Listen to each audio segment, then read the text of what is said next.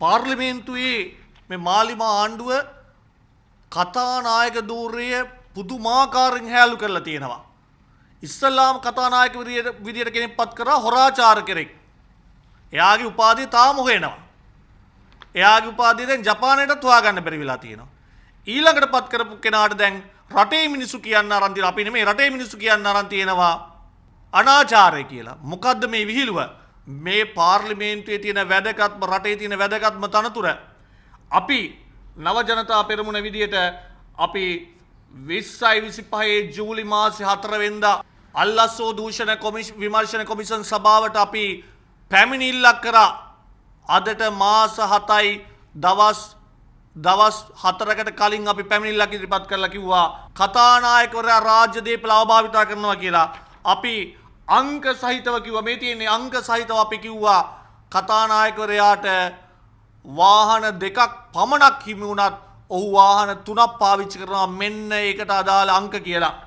ඒ වගේම අපි අල්ලස්සෝ දූෂණ විමර්ශන කොමිෂන් සභාවට අපි කිව්වා කතානායකවරයා කතානායක නිල නිවසට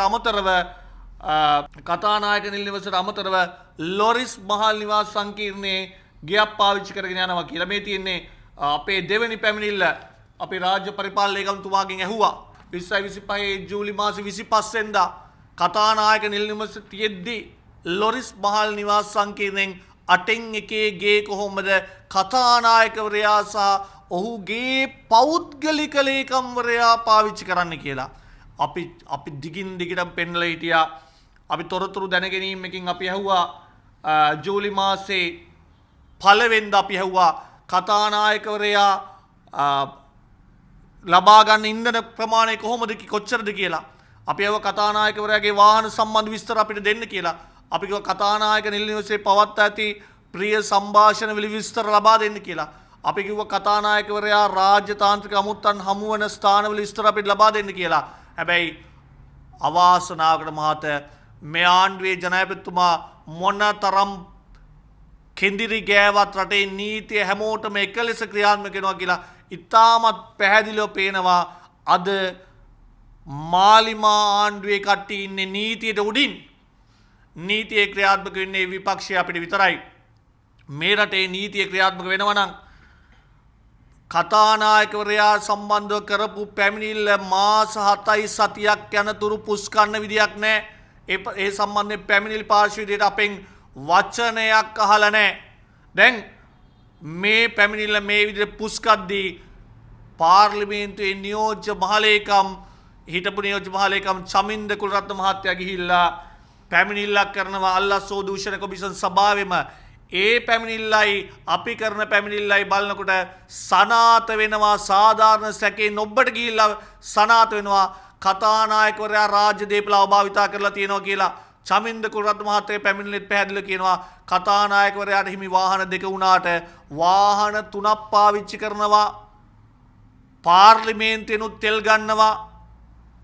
කතානායක වරප්‍රසාදයට තෙල් ගන්නවා කියලා. මේකද මේ පුනරුදය? මේකටද මේ රටේ මිනිස්සු වෙනසක් බලාපොරොත්තුවෙන් මාලිමාව ඡන්දෙ දුන්නේ? ඒ නිසා අපිට කතානායකවරයාගේ පෞද්ගලික කාරණා අපිට අදාළ නැහැ. හැබැයි කතානායකතුමනි මේ තනුතුරේ ගරුත්වය ආරක්ෂා කරන එක ඔබතුමාගේත් වගකීමක්. හොරාචාර කෙනෙක් පත් කරලා අදටත් කතානායක ධූරයට ඉසුළු විසුළු වෙනවා. දැන් ඔබතුමා මේ කරන ක්‍රියාමාර්ග නිසා කතානායක ඉදිරියේදී කතානායකවරයෙක් කියන්නේ කිසිදු වැදගම්මකට නැති තනතුරක් බවට පත් වෙනවා. ඒ නිසා අපේ ඉතාමත් ගෞරවයෙන් කතානායකතුමාගෙන් අපි ඉල්ලා සිටින්නේ කරුණා කරලා විශ්වාස භංග ගේන්න අවශ්‍ය නැහැ කතානායකතුමනි. මේ අල්ලස්සෝ දූෂණ කොමිෂන් සභාවට ප්‍රමාණවත් සාක්ෂි ඉදිරිපත් වෙලා තියෙනවා. අපි සාක්ෂි ඉදිරිපත් කරලා තියෙනවා. පාර්ලිමේන්තුවේ හිටපු නියෝජ්‍ය මහලේකම්තුමාත් තොරතුරු විශාල ප්‍රමාණයක් ඉදිරිපත් කරලා තියෙනවා. ඒ නිසා මේව විභාග වෙන්න කලින් තනතුරේ ගරුත්වය ආරක්ෂා කරලා ඉල්ලාස් වෙන්න. එහෙම නැතුනොත් ඔබතුමාට පාරේ බැහැලා යන්න බැරි වෙයි. ඔය සීත කාමරවල ඉඳගෙන කරන එක විගඩන් ටික මිනිස්සු කතා කරනවා තැන තැන ඒ ටික ඔබතුමාගේ මූණට මිනිස්සු කියන්න ගත්තොත් ඔබතුමාට කතානායක ධූරය නෙමෙයි පාර්ලිමේන්තුවේ ඉන්න බැරි වටපිටාවක් ඇති. ඒ නිසා අපි මාලිමාවේ නායකයන්ට කියනවා කරුණා කරලා කතානායක ධූරය සම්බන්ධයෙන් තීරණයක් ගන්න. මේ වාහන අභාවිතාව ඔප්පු වෙලා තියෙද්දි නිල නිවාස අපහරණය කිරීම ඔප්පු වෙලා තියෙද්දි පාර්ලිමේන්තුවේ විවිධ එතුමාගේ නිල කාමරය තුල විවිධ කියන්න බැරි විවිධ කතා සිදුවෙද්දී පාර්ලිමේන්තුවේ කෑම අරගෙන ගිහිල්ලා ලොරිස් මහල් නිවාසියාගෙන ඒවා අනුභව කරද්දී මොනතරම් මහජන මුදල් මහජන දේපල මොනතරම් නාස්තියක්ද මේ කරන්නේ. ඒ නිසා ජනාධිපතිතුමනි නීතිය හැමතෙම එකම නම් ඔබතුමා කරුණා කරලා කතානායකවරයාට සම්බන්ධ මේ ඇමිල් තියෙන චෝදනා සම්බන්ධයෙන් අපක්ෂපාතී පරීක්ෂණයක් කරන්න කියලා අල්ලසෝ දූෂණ කොමිෂන් සභාවට වහාම නියෝග කරන්න. ඒ පරීක්ෂණය යන අතරතුර කතානායකතුමාට අපි කියනවා කරුණා කරලා ඉල්ලා සිලා තනතුරේ ගරුත්වය ආරක්ෂා කරන්න කියලා.